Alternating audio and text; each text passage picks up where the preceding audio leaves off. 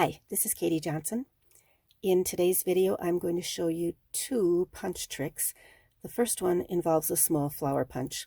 You can use any small flower punch you happen to have in your stash. The one I'm using is called Thoughtful Blooms. It's actually something that you can earn for free from the 2020 Celebration Choices. The designer paper on the top of this card is from the 6x6 Brights pack. Those of you who are unfamiliar with Stampin' Up has four color collections. This one is called the Brights, and you can see there's lots of bright colors in here. And for the sample card I'm going to do with you, I'm going to use the purple one. They come in 6x6 sheets, so I'm going to need to cut it down. I want my pattern to run this way on my card, so I need to cut the strip this way. And that's where I'm going with this. Actually, two and a little bit more I'm going to do.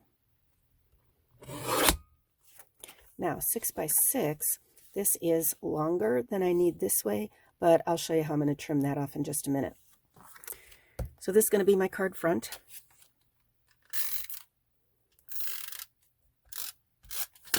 And remember I said I'm going to need to trim this down, but I'm just going to trim it to size for the card, if that makes more sense. So now it just needs to be trimmed here. And there we go. All right, so I had cut away for just a moment because I realized suddenly that I used the silver ribbon on this card because I felt with the black background that the silver was a nice offset to that. But I've decided for the other card I'm going to have a lot more yellows in the flowers. I'm not going to use the red. I just didn't think that red went real well with the purple, so I'm going to use more yellows, which means I want to use a ribbon that's got more yellows in it. So off camera, I just went and cut a piece of vanilla cardstock for the base. All right, the next step is the ribbon. Ooh, isn't that pretty? Now I'm going to try and line up the edge of the metal, or the metallic edge of the ribbon, with the base of the designer paper. It is slightly see-through, and so I just didn't want to see the edge of that paper. But I'm not gluing it all the way down because I'm thinking I may come back and add a ribbon underneath like I did on that card. But I do know the color of the flowers that I want.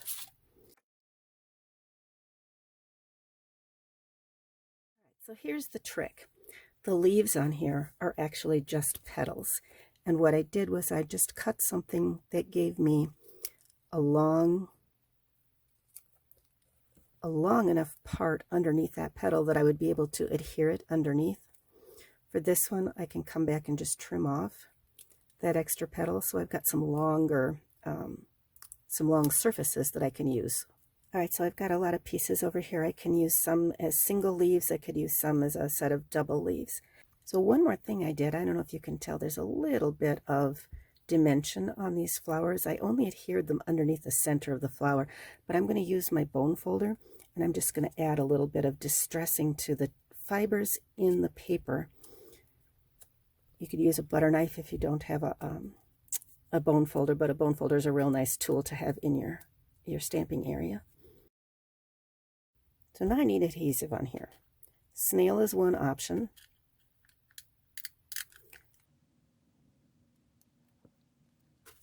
Now there's another option for adhesive. These are glue dots.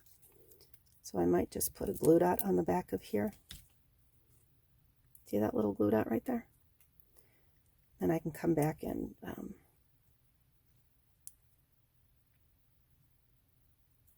that will hold it on real nicely too. The glue dots are what I'm going to use when I put the flowers on. Now I'm ready to put the flowers on the card, and I'm just going to put a glue dot on the back of each of these.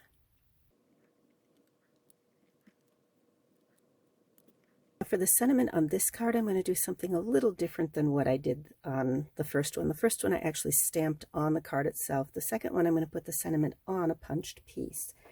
Told you in the beginning of this video I was going to show you two punch tricks. Here's one punch trick, turning the petals into leaves for a small flower punch. The second one is a trick that you can use whenever you have a label punch. So I'm going to put my sentiment on the same color paper as I'm using for the card base, and I want it to be framed, and I'm going to frame it with a piece of matching yellow cardstock. This is Daffodil Delight.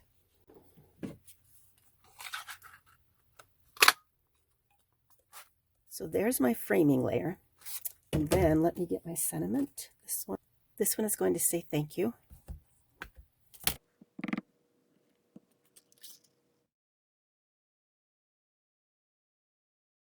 always stamp first and then punch, because that way I can get it perfectly lined up. I look through the hole in the base. I can make sure that it's level in the punch. I can make sure it's centered from side to side and top to bottom. So now you may be wondering how I'm going to put these two together since they are exactly the same size. One option would be to offset it, but here's what I'm going to do. I'm just going to take my piece and cut it in half.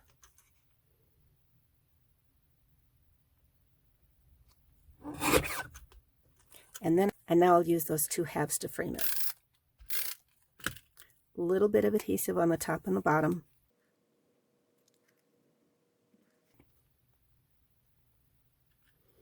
The fact that there's some dimension to these leaves because I curled them with my bone folder, I'm going to add some dimension behind this sentiment also.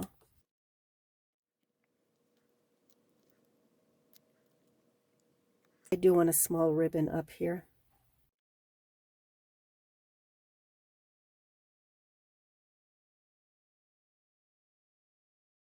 One of the things I like about this is I can always slide it now, get it positioned a little bit better.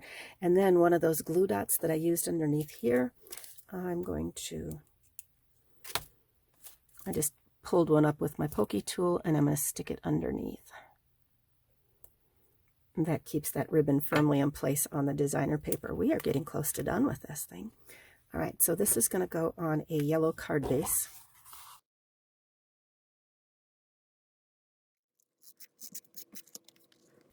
Ooh, I like this. This is nice, bright spring cherry colors. All right, the final piece on here. So the final thing to finish off this card is the rhinestones on the center of the flowers. For this one, I just used the rhinestones straight the way they came off the sheet because they are silver and they match the silver in the metallic thread on the ribbon. This is a yellow color ribbon. So I don't know if you're aware, but these rhinestones can be colored with an alcohol marker. This is the black alcohol marker. Stampin' Up! Sells a lot of different colors. It's the black alcohol marker. And I'm going to put black centers on these flowers. Look at how nicely that goes on. All right, so I'm going to use my Take Your Pick tool here to lift these off. And the reason I like this is because when it's stuck to the front, I can go in and set it wherever I want. All right, so here are your two finished projects. The things to remember: a small flower punch. You can use that flower punch to make leaves for the flower as well. Remember, you can color the rhinestones with an alcohol marker. This trick I used any label punch and do a trick similar to this to use one punch and get 2 layers out of it. Always remember that you're going to look through the bottom to line up a stamped image. You're going to stamp first and then punch. If you're watching this on YouTube, remember to subscribe. Then you'll get notifications when I post similar things like this. If you are watching on Facebook, like my page, follow my page, whatever the word is for Facebook. And then if you're not a member of our Incredible Crafters group, I'll put the link below in the comments, but join our group because we're a group of people who love Stampin' Up! Product and we share with each other ideas for using that Stampin' Up! Product. Thank you very much, and we will talk with you later. Bye.